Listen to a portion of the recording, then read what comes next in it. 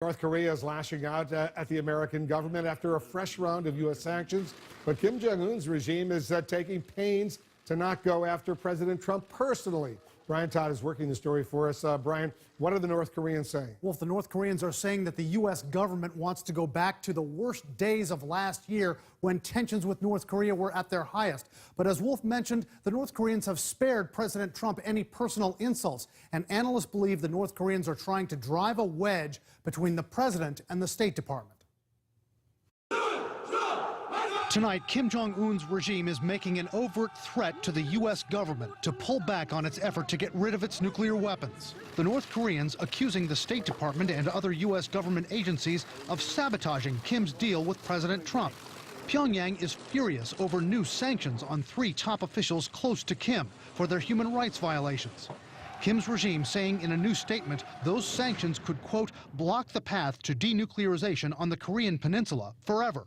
It's typical North Korean negotiating behavior. They either want a door prize before they come into the negotiating room, or they're sending a signal as to what they want. So it's trying to put pressure on the U.S. to reduce pressure or provide benefits if we want the process to continue. Experts say Kim Jong-un badly wants a second summit with President Trump.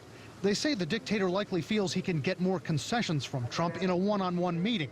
And the North Koreans are trying to drive a wedge between Trump and his own diplomats, saying that unlike the president's statements, the State Department wants to bring U.S.-North Korean relations back to where they were last year, quote, marked by exchanges of fire, which analysts believe could mean the war of words from last year. North Korea has been very careful not to criticize President Trump personally. They will praise not only him, but also the agreement that he made with Kim Jong-un in Singapore.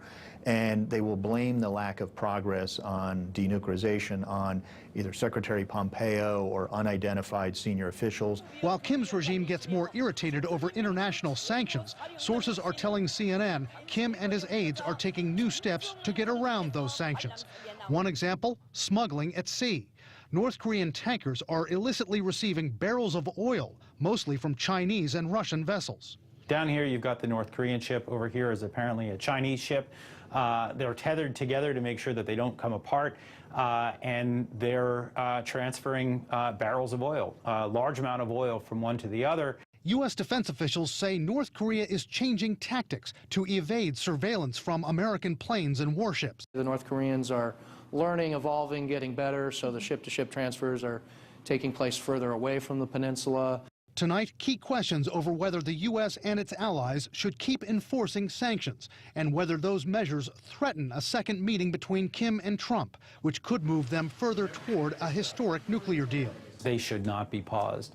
The point of all of this is to demonstrate to the North Koreans that if they engage, if they work with us to denuclearize the Korean peninsula, then the sanctions will go away.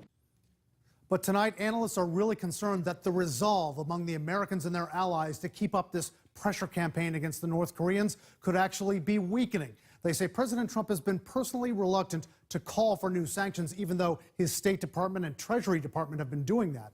They say the South Koreans have been backing away from calling for new sanctions or wanting to enforce them. And they say Kim Jong-un is well aware that resolve for sanctions could be weakening. Wolf? Brian Todd reporting. Thank you.